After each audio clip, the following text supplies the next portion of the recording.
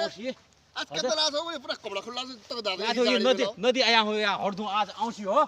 ए औँसी का दिन अब हड्दु हालो भने आउरे क्या देऊ अब भने आज आउँछ हो रे एक हड्नु पानी अब हाल्नु पर्यो गाडीमा धुइसक्यो त्यो खाली हो आ के नै धुनु पहिले पारे हिउमी धोया मान्छे हो म ए ल ठीक छ ल सबै ल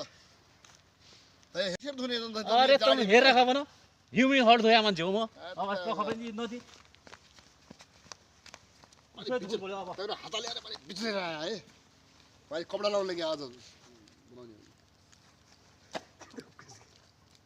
यहाँ त हिलो पो रहेछ के यो नदी पोली कसरी छ